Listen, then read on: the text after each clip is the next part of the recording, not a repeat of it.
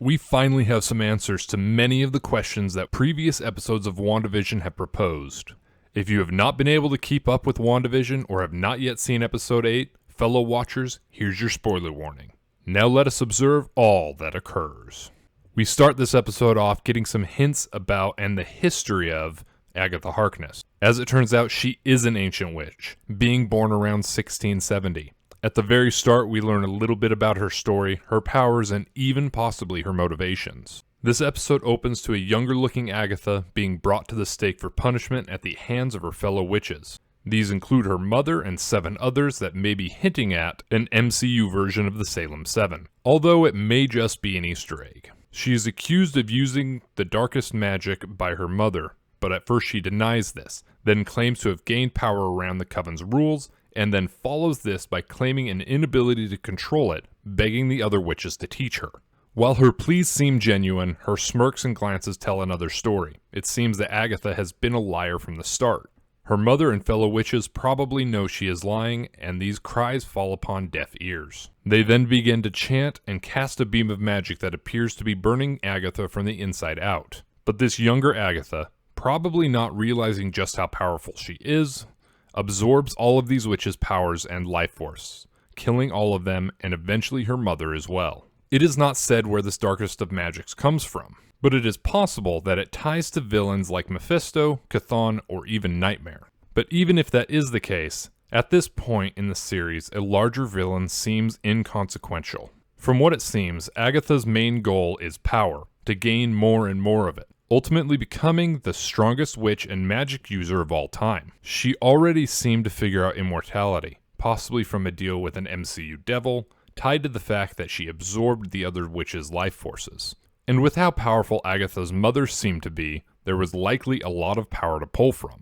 But there is something to note here, that even after defeating the other witches and her mother, Agatha may still have somewhat of a heart, to some extent. This sequence ends with her taking her mother's brooch, which might mean, although she killed her, she still loved her mother and may carry some regret for her actions. Although it is probably more likely that the brooch may have some other purpose later on, especially because we never quite get a clear look at it. Another interesting thing to note is the magical duel we see between Agatha and her mother. At Agatha's mother's full power, a magical crown appears on her head that is likely a hint that when a witch uses the full extent of her powers, they end up having a similar crown to Scarlet Witch. It seems that this may be a teaser for Wanda's own crown, possibly making it out of pure magic. As for the purple coloring of Agatha's powers, it may be more symbolic to her motivations than tied directly to an Infinity Stone, and Wanda's powers as well may take from this theory, tying more to their motivations than the source of their powers. And since it seems that Agatha's main goal is to gain more power, that is why it ties to the purple of the Power Stone. As to Agatha's allies, it seems that she is working solo, trying to gain more and more power for herself and not anyone else. From what she says, it sounds like she came to Westview shortly after the Hex was formed and Wanda's powers manifested to their full potential. She seems to have planted herself in Wanda's life and has been waiting patiently for Wanda to reveal her true self, using fake Pietro to get close to Wanda, and revealing that this wasn't Pietro at all. She calls it a crystal in possession, which may be similar to what Wanda has done with Vision, which we will talk about later. She used this version of Pietro as her eyes and ears, playing off Wanda's grief and self-doubt. But this was not fruitful, and eventually Agatha got tired of waiting. She then takes an opportunity to kidnap the twins and leads Wanda through her memories to find the source of her powers. While it may seem that this is probably so she can boost her own power, there is possibility she is still working on another's behalf, or even attempting to control Wanda to protect the world. While these last two seem more unlikely, anything is possible in the MCU. There is also something else of note here, and that is that the Pietro that catches Monica outside in the end credit scene of the previous episode is not Senior Scratches in disguise, so it could be still part of a crystal in possession, or it is possible that he is another version. This is because Agatha pays no mind to Monica at all, and for me it still leaves the slightest bit of hope that the X-Men will be introduced through Wanda. In the end, no matter Agatha's motivations, she takes Wanda on a walk down memory lane to find the source of the Hex and Wanda's strength, and we get to see Wanda's origins and just how she got to where she is. Switching to Wanda's perspective, From the very start, it is clear that she is confused at the mention of magic. To her, it had never been magic, just powers given to her from the Mind Stone, turning her into an enhanced individual. At this point, Agatha has to fill the role of a teacher a little bit, although not necessarily willingly, more out of convenience. Agatha begins to explain to Wanda the fundamentals of runes and spells, showing Wanda what she is doing around the town and expressing how powerful she must be to be projecting these abilities miles outside of town. Here we also see some differences in how Wanda and Agatha each access their powers. Where Wanda, it seems to be just through gestures of her hands, Agatha's gestures are also included with Latin incantations. This may be a hint at the differences in the sources of their magic. As we learn later in the episode, Wanda utilizes chaos magic, just as she does in the comics, but the source of Agatha's powers is still unknown, but we do know it's not chaos magic. After we get some of these explanations about magic and Agatha being drawn to Westview by Wanda casting so many spells so powerfully at once, Agatha forces Wanda through her memories, revealing a new power Agatha has to both open a door into the mind, quite literally I might add, and journey through it in the physical form. Their first stop is where everything started, Sokovia. Here we finally get to see just where Wanda's story started. We see a young Wanda and Pietro with their parents still alive. But as we know from past experiences, much of Wanda's powers are derived from her emotions and grief. This will likely not end a happy memory, but it starts out as one of the last happy memories she has with her family. They're sitting down watching old sitcoms that would eventually shape the world she creates for herself. But mid-show, we see the fateful event that changed her world forever.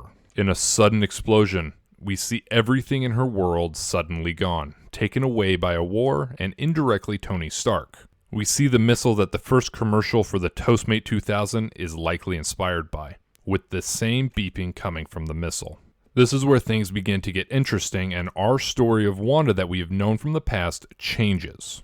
Agatha recognizes that Wanda used her powers here, with Wanda unknowingly casting a probability spell to keep her and Pietro safe from the bomb and for the 2 days following. Although she didn't notice it, this is the first time her powers manifested. This once again shows how Wanda's emotions, trauma, and loneliness really feed into her powers. This is then followed by her experiences as a volunteer for Hydra. The events that follow here reveal some great hints at Wanda's future in the MCU. The first thing that we can notice here is that Wanda has never reacted to stress well, because Agatha, the villain who killed Sparky, calls out Wanda for joining a terrorist organization like Hydra. Wanda's response is, "We wanted to change the world." And if you recall the events of Age of Ultron, this first step that Wanda takes does just that. Soon after Wanda enters the test chamber and begins the test, her interaction with Loki's scepter and the Mind Stone really foreshadows what she will become in the MCU.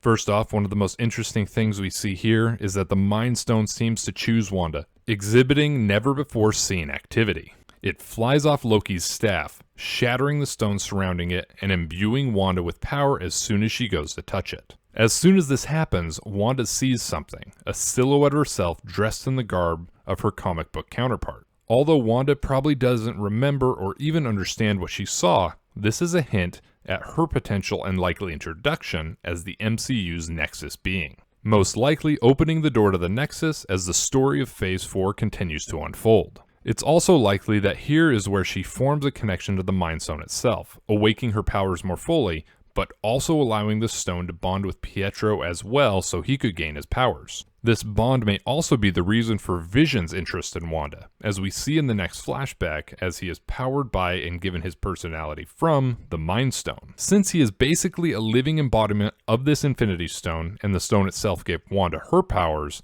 and a vision of her future, they are bound to be connected from the start. The next memory takes place shortly after the events of Age of Ultron and the death of Pietro. These events, especially Pietro's death, leaves Wanda in a bad place, and Vision was the only one who was there for her. This is where we see the beginning stages of Wanda and Vision's relationship, and also how Vision became her last lifeline to the real world. This is why the next memory of her going to S.W.O.R.D. to retrieve Vision's body changed everything. We see her go to S.W.O.R.D., wanting to get Vision back. It's at this point that we learn that Hayward was lying about a lot of what happened the day Wanda came for Vision's body, but more about that later. It turns out she didn't end up stealing him. She left his body with Sword after being unable to feel his presence because the Mind Stone was missing. She left Sword rather peacefully and headed off to Westview, to a plot of land that Vision obtained for them to grow old in.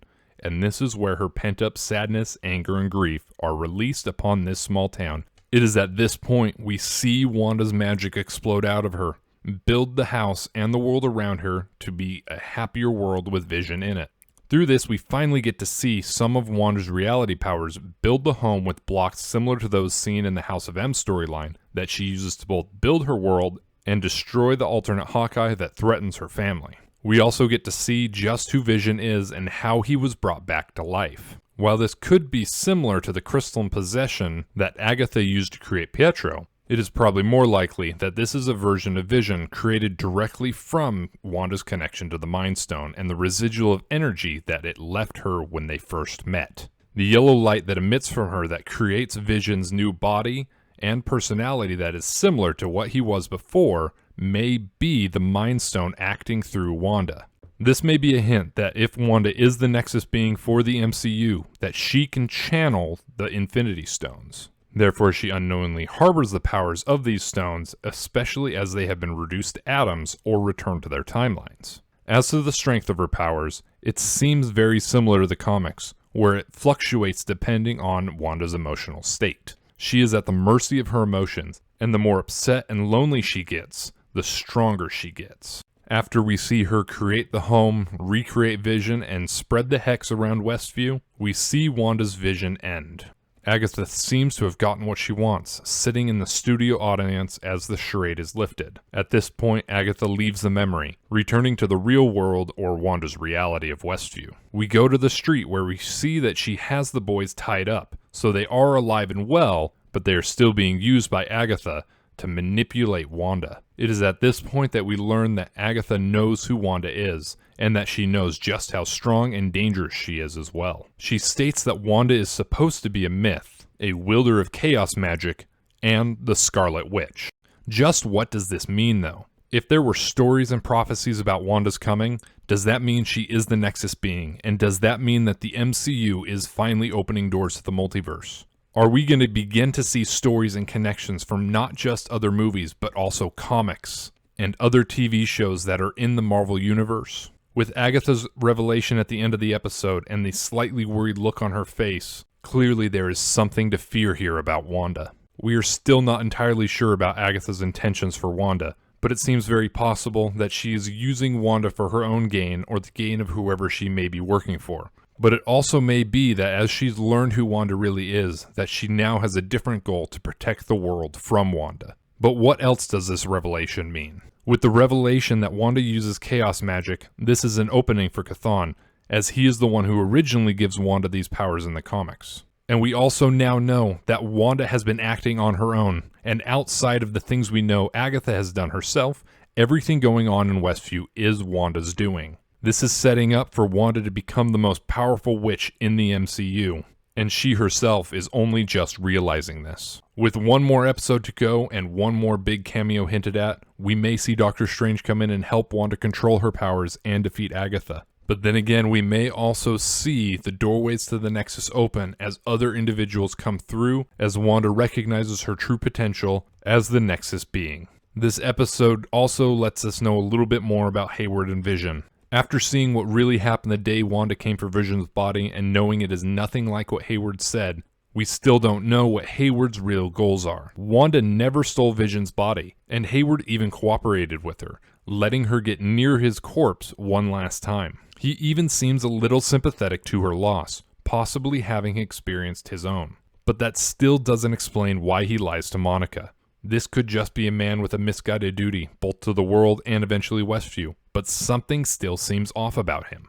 In an end credits scene for this episode, we see what he has been up to. Although his motivations are still in question, he has reassembled Vision's corpse into the White Vision. White Vision's story begins in a similar fashion, as this could be a callback to 1989's West Coast Avengers story number 42 to 45, where a false S.H.I.E.L.D. division tricks Mockingbird into giving Vision to them for study. After they disassemble Vision and retrieve his body, Hank Pym brings him back without his emotions or personality, just another robot. This could be just what is going on with the original Vision Hayward is in possession of. He is brought back from the dead, drained of Keller after being killed by Thanos for the Mind Stone. Hayward learns that all he needed to bring Vision back from the dead was a little bit of energy from Wanda that was left on the drone that Monica flew into Westview. This may be because Wanda has some of the powers of the Infinity Stones, or because of the residual energy that the Mind Stone left with her after their first encounter. This rebuilt version of Vision is likely Project Cataract, and is foreshadowing to the final battle between Wanda's version of Vision and this original, now rebuilt version. With so many questions finally answered, and with one episode to go and many more questions coming, this finale is going to be big. With the conclusions coming for Wanda, Vision, and Monica's stories, we will likely see a battle of epic proportions. What do you think will happen in the final episode? What do you think Agatha and Hayward's intentions are for Wanda and Vision, respectively? And with so many questions answered, what are some that you still have? Thank you so much for watching. If you enjoyed this breakdown, please like this video and subscribe to assemble and join our team.